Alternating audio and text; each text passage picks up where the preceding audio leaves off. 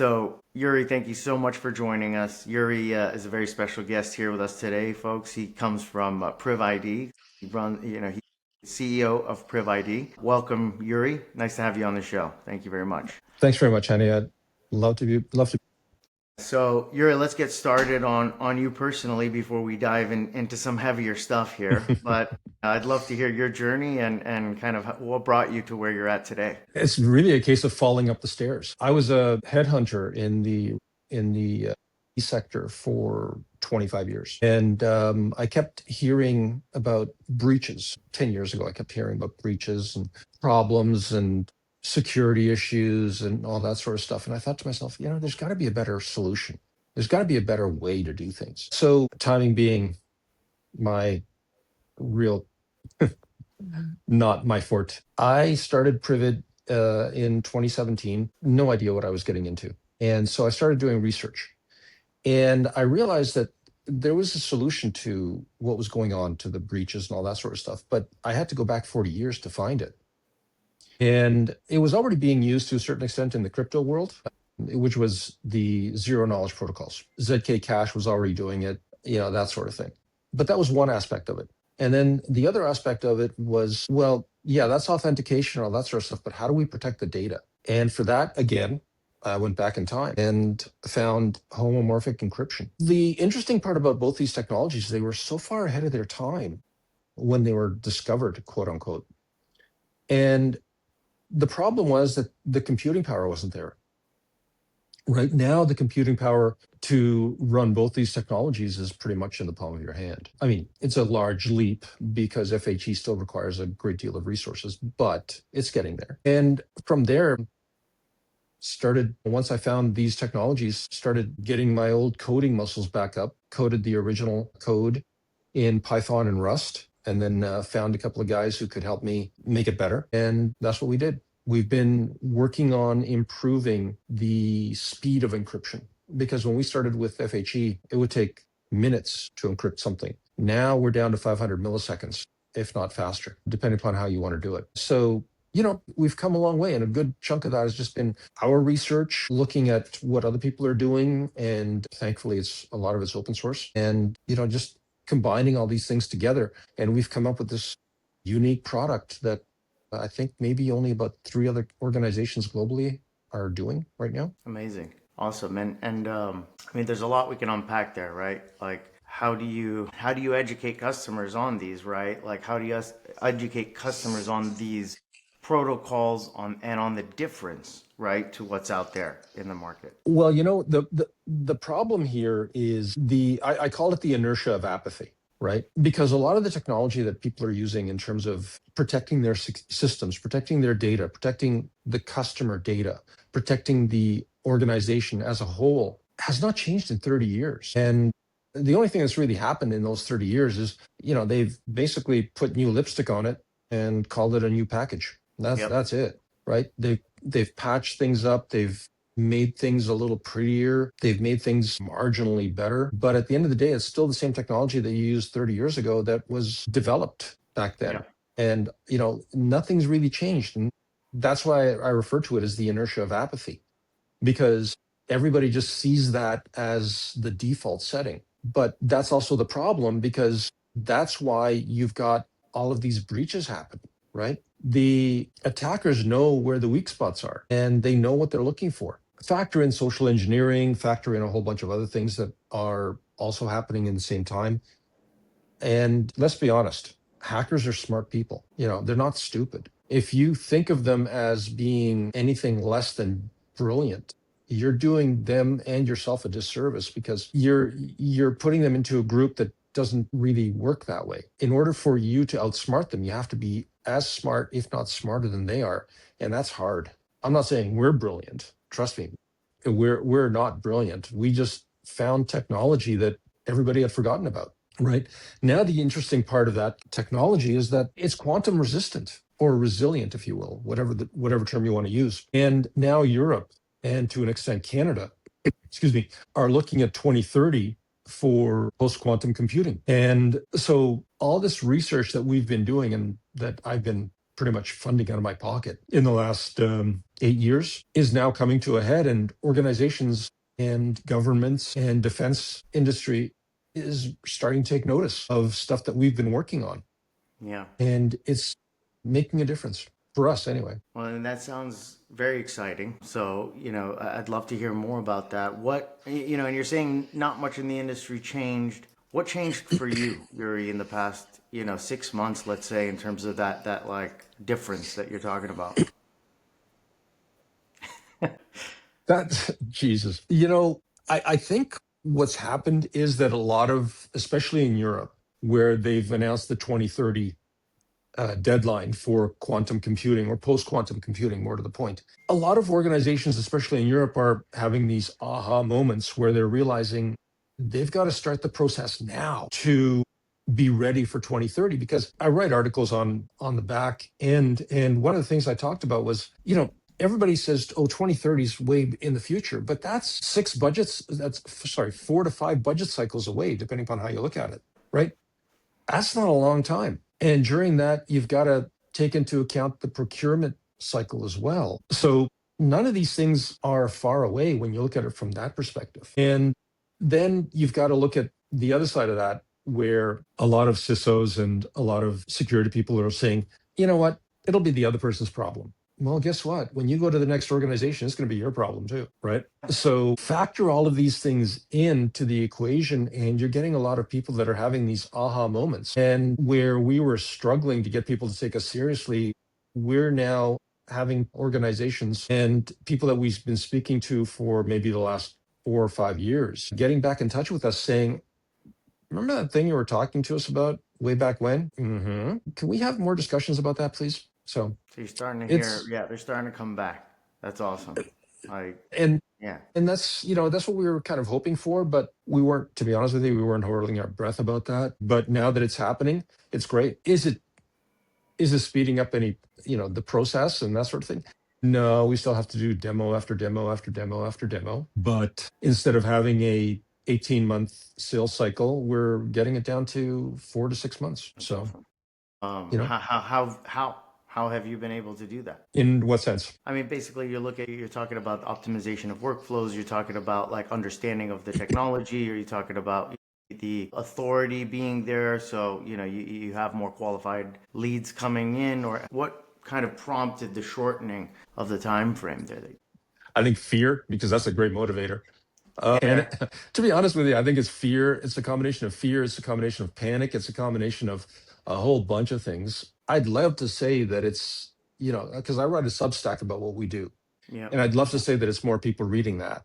I'd love to say that it's people seeing it on LinkedIn. I'd love to say it's a whole bunch of things. But honestly, I think more than anything else, it's the fear factor Yeah. that they've got to get caught up, right? I think more than anything else, because we talked to these people, like I said, some time ago, and they all looked at us like we were, the weird kid, and basically said, go sit in the corner until we call you. And I think really what's happened, especially in the last 6 months, is exactly that. They've come to the conclusion that if they want to be competitive and secure in a post-quantum world, that they've got to start looking at technology like ours seriously. Yeah. And Yeah. that's it. That's really what it comes down to. I think it's just a fear factor. Are you familiar with Zones to Win? So this book, right, I read is really a consultant, a guide, really trying to write the book on trying to catch the next wave as a corporation, right? So you're a Hmm. big Hmm. player, or you're probably medium to larger player. You depend on basically your shareholders and your existing, Yeah. install base and services, which may or may not be legacy and not easily overturned, right? So how do you then stay relevant, right? How do Hmm. you continue to deliver results as a business quarter on quarter with something that is more mature? Yet how do you catch the next wave without disrupting completely your core business, right? And Hmm. there's differing opinions there, right? I'd love to hear some insight from you on basically, or guidance that you would give a CEO of a large corporation doing something, right? How do they kind of come into the new world? How do they understand what the new world looks like?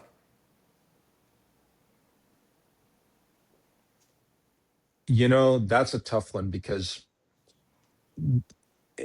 the simple fact of the matter is, when you are looking at it from that perspective, you're right. You've got a lot of minds to change, right? You've got a lot of internal sales to do. Regardless of what you think, you've got to change all of these other individuals' minds to see it from your perspective.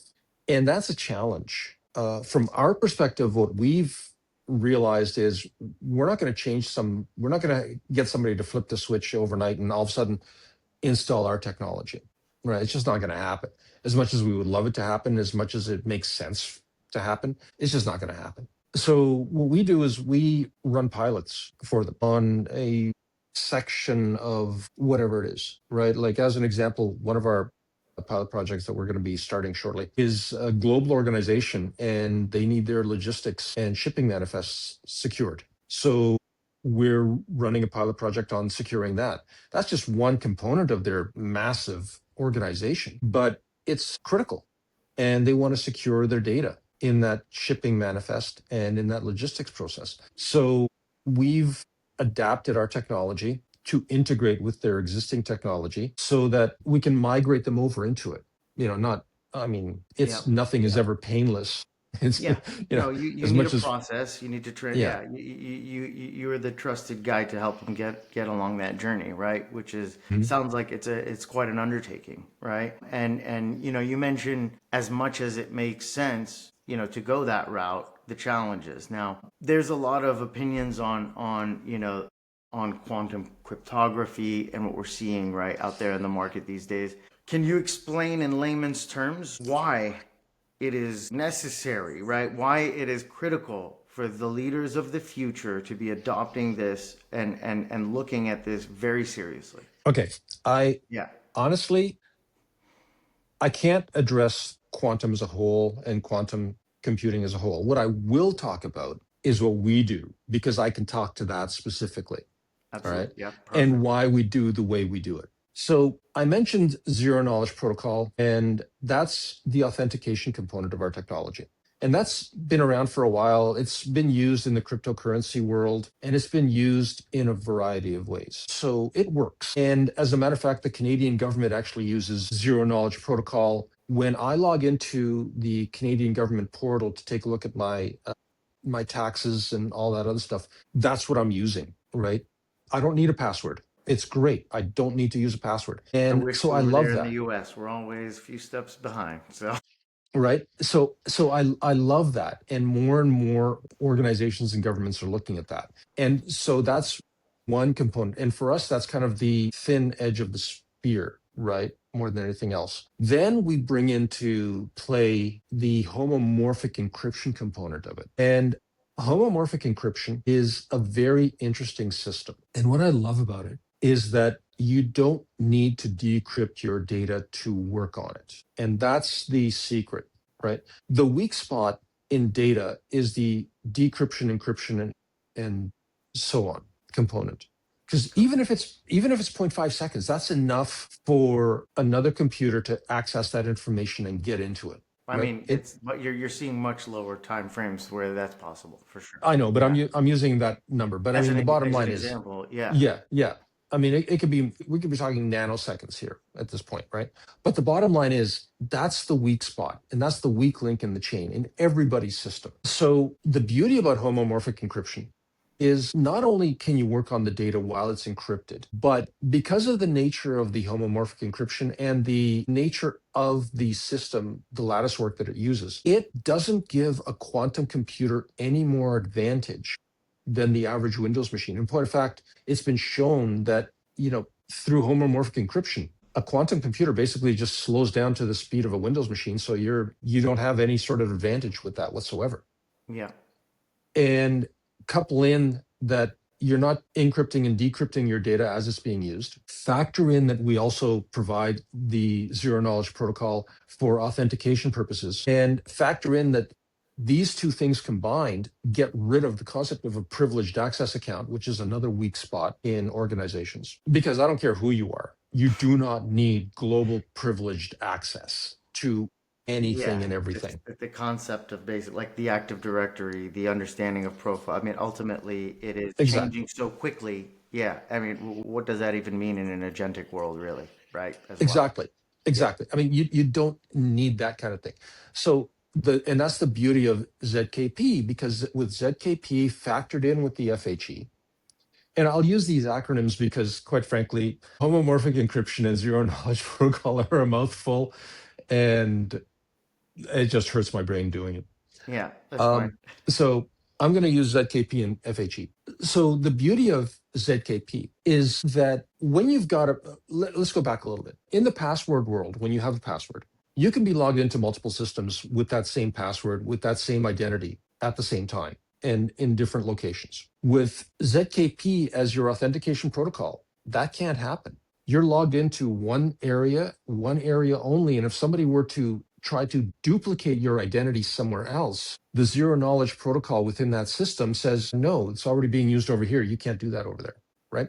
So again, it eliminates another weak spot. And then through that specific type of system, you can also very specifically say this person only has access to this for 10 minutes, 20 minutes, 2 hours, 24 hours, however long they need. And then their access reverts back to zero again once they finish doing what they do, right? Or you can do it for the session only. As an example, however long your session takes, you have access to whatever it is you need access to. Second you log out of that session, it's done. It's closed. You have no more access. Yep. Then if you want to log back in and need the access again, you've got to get reapproved for access, right? And to be honest, is it a bit of a pain in the ass? Sure. But is it going to stop somebody from getting in and using lateral movement throughout the network to gobble up everything they need to steal your data? Absolutely. It'll stop that. And with FHE, here's the other side of that equation. If they manage to steal the data that's FHE encrypted with the steal now and decrypt later concept, that doesn't work because it'll take you 5 years to decrypt FHE. It can take you 6 years. And that's with a quantum computer. And by that time, whatever they've stolen. So, I mean, if you're looking at, I mean, and excuse my ignorance here, right? The ability to work on those workloads being encrypted, right? What changes if it leaves that environment or if a bad actor wants to work on that same encrypted packet? How does that? They can't. They can't. See, this is where, quite frankly, it becomes a bit of a head scratcher because everybody's used to the concept of encrypt, decrypt, right? So Yeah. when you encrypt something, you can't work on it until you decrypt it. So the idea of working on something while it's still in the encrypted state is something that throws a lot of people's heads into a spin because you're trying to figure out, okay, how does that work? And the only analogy I can think of is when you look at um, sci-fi movies and that sort of thing, and they've got this container of whatever, and they've got these gloves, and you stick your hand in the gloves and you can manipulate what's in that container. FHE is kind of the same concept, but with data. So only you can work on a specific section of the data at any given time with the right access, right?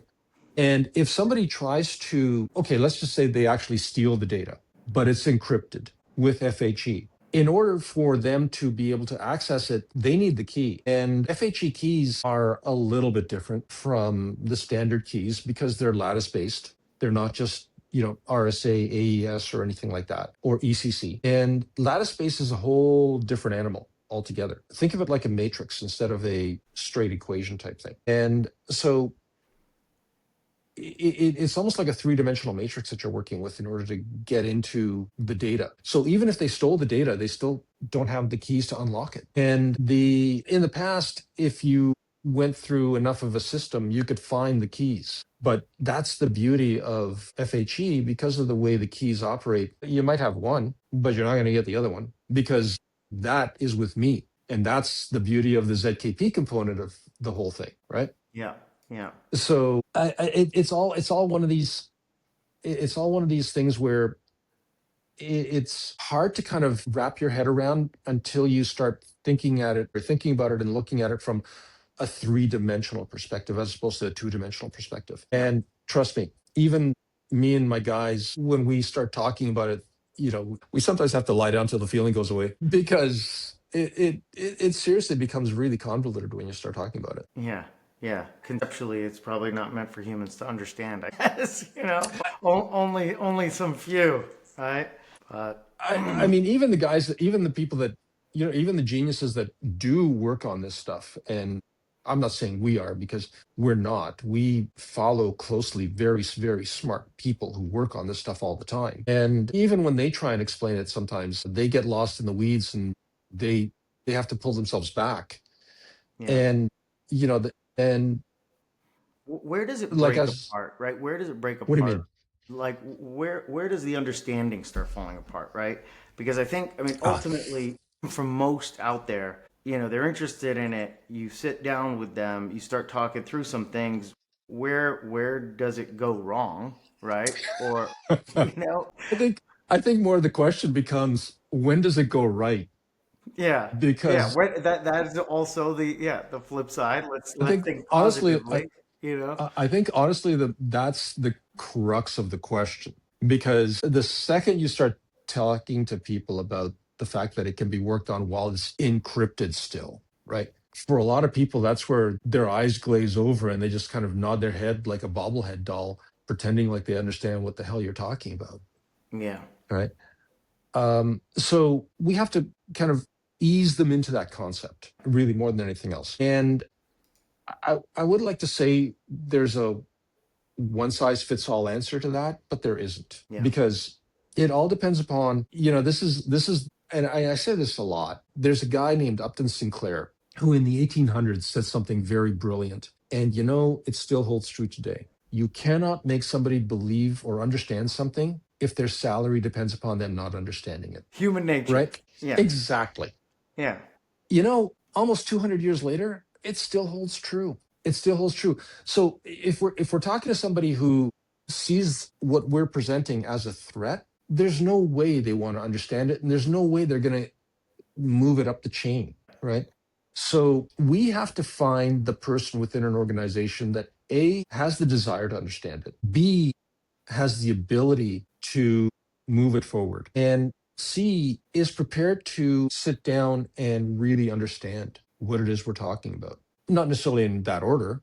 I just kind of used ABC randomly, but it doesn't have to be in that order per se.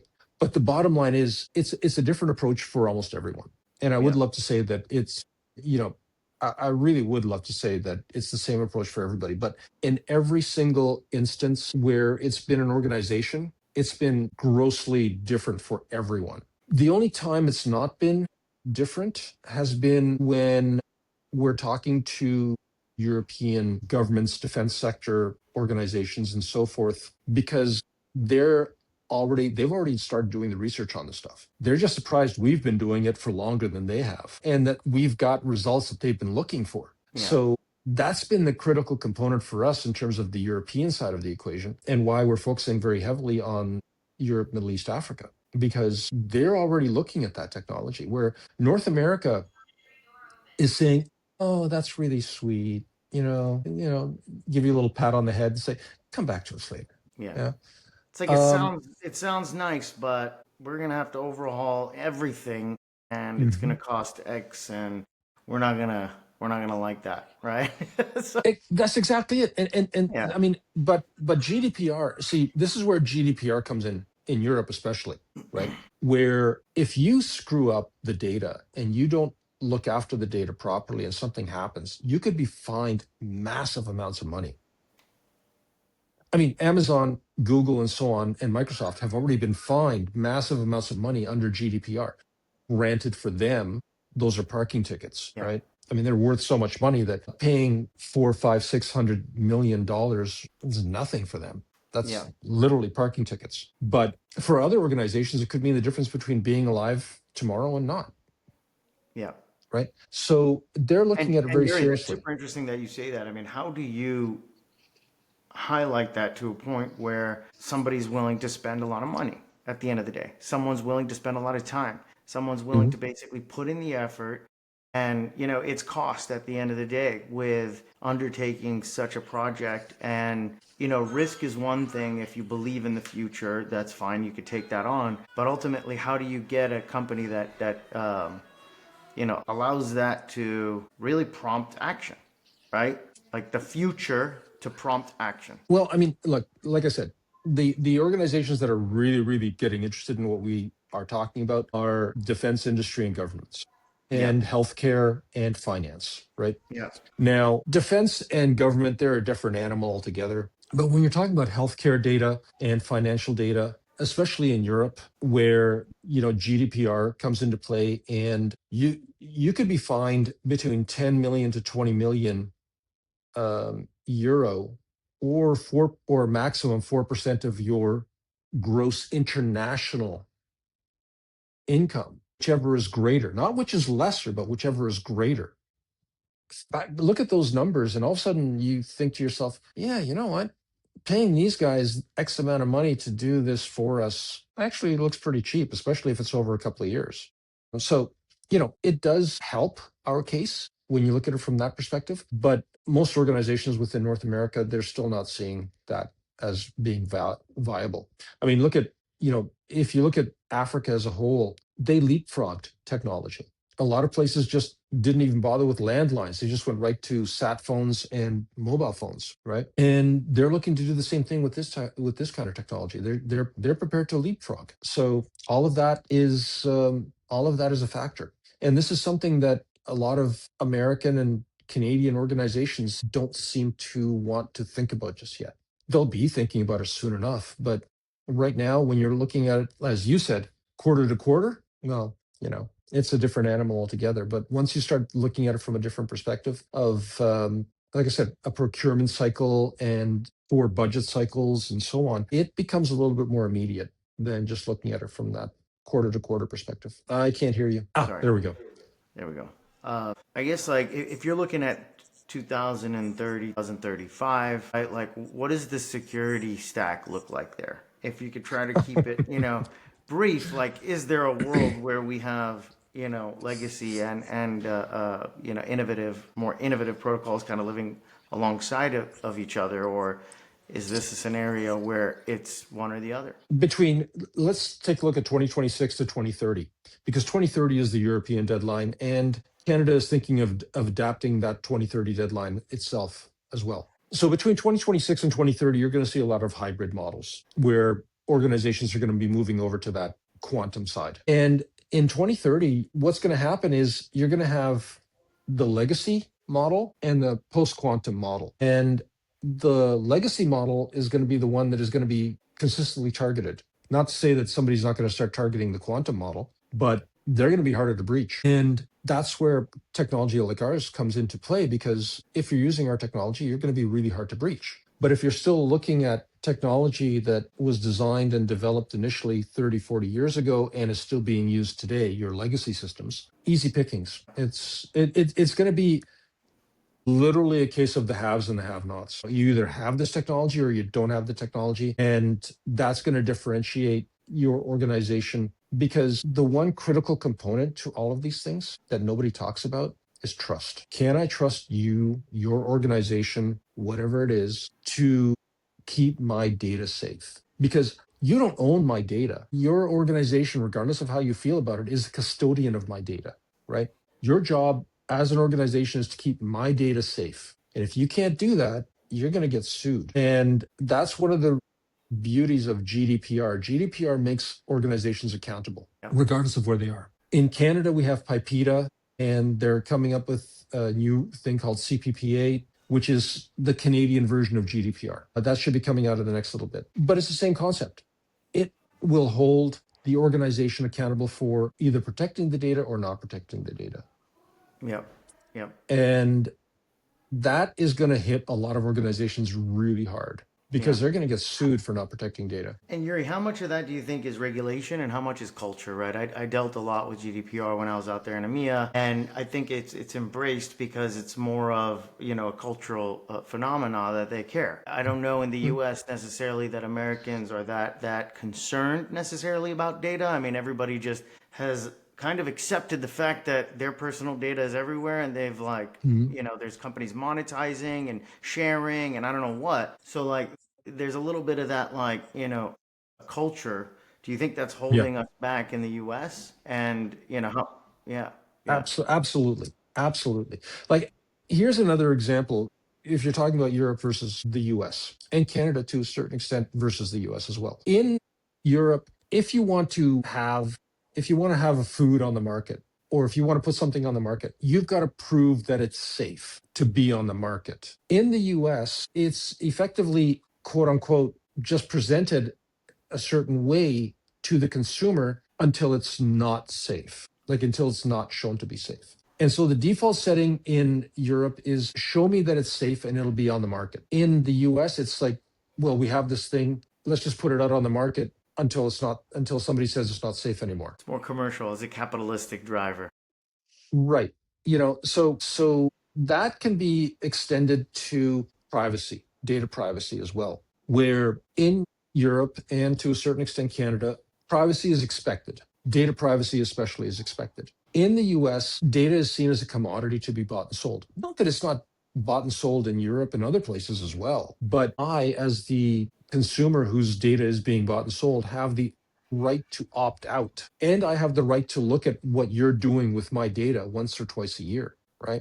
And if I don't like it, I can opt out. I can tell you to remove my data and you've got no choice. You have to remove it. So it's a different mindset. And the other side of that is, how does the insurance company look at that? How you look at data, right? Yeah. Yeah. Because here's the thing, as more and more of these breaches happen, and as organizations still want to use the legacy technology versus the quantum safe technology, guess what's not going to be happening? Insurance isn't going to pay out anymore. They're going to swap over and it's not going to be profitable for them. So that's exactly it, right? So the default enforcer of this technology is actually going to be insurance companies. That's interesting. That's super interesting. Right? So yeah. So as an organization, in the past, it's been just checkbox to confirm that you're doing this, right? Yeah. But that's going to change, because as more of this quantum-based technology is going to start happening, the checkbox theater concept is going to go away, because quantum doesn't follow checkboxes. Yeah. It's either on or it's off. Yep. That's it. And look, to get kind of more grounded on the outcomes that you're driving with your customers, like, do you have a recent win or a common use case that you can think of on really like why the mission matters, and to keep thinking back to it, like some outcome you've driven? We signed some very, very mean papers, so I have to be very careful how I say this. Yeah. But the short answer is that we have signed an agreement with a couple of European governments to incorporate our technology into their communication protocols with their Ministry of Defense and so forth. And that is going to be, we've already started the process, actually. Congratulations. That also took 2 years to get, right? So, I mean, it was a lot of work. It was a lot of demos. It was a lot of effort. There were a lot of factors that we had in our favor, not the least of which is that our CISO holds top secret clearance in Canada and SIGINT clearance with NATO. So that was a good factor for us. It helps. But regardless of that, we're basically working with these organizations and these governments and these ministries to secure communications, to secure their data. And that will be going live, within the next half. That's fascinating. And, I'd love to hear how it goes, how things are going on you that and me front. both. Maybe you can't. Exactly right. No, but that's funny. Look, I could spend a lot of time getting deeper into this and really trying to understand better some of these outcomes you're driving and where you're kind of more focused on. But we'll wrap up here. I want to ask, how do you think of growth in terms of like the next phase for the company, right? 2026, I mean, long sales cycle, heavy efforts, credibility, certifications, everything that you mentioned that would be required here on any given engagement, right? Very high level and sensitive at the end of the day, right? How do you replicate that? And maybe it's not about replicating it. How do you continue to drive, right, that success, or what does that success or growth look like for you in 2026? Well, there's a couple of factors. One, we're moving our organization to Europe, like point blank. We're moving our organization to Europe. We're going to keep R&D here in Canada as well, but it's going to be based out of Europe. and there's going to be R&D there as well. Within the Schengen zone of the EU, all these governments and so forth have reciprocity agreements, and because they're all part of NATO as well, all of these things kind of work in our favor. So, once we started dealing with one, and actually two, word began to spread. So more and more are approaching us now with these kinds of, okay, well, how can you help us with this technology? What can you do for us? How can we implement this? How can we do this? How can we do that? So it's become very organic. Now, that's among governments, but we also want to get into the organizations, right? Not just governments. We want organizations on our side as well. That's a different animal altogether.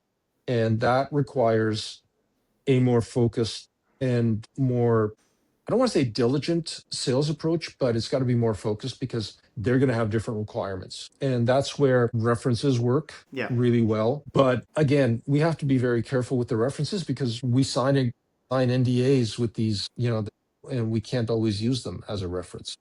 Yeah. So Yeah. that's one of the reasons why we're running pilot projects with private sectors so that we can use those as references. And it's kind of become this very convoluted process for us. But what's happening is that as more and more organizations and more entities and individuals begin to look at the post-quantum world that is coming, technology like ours is something that more and more people are prepared to look at.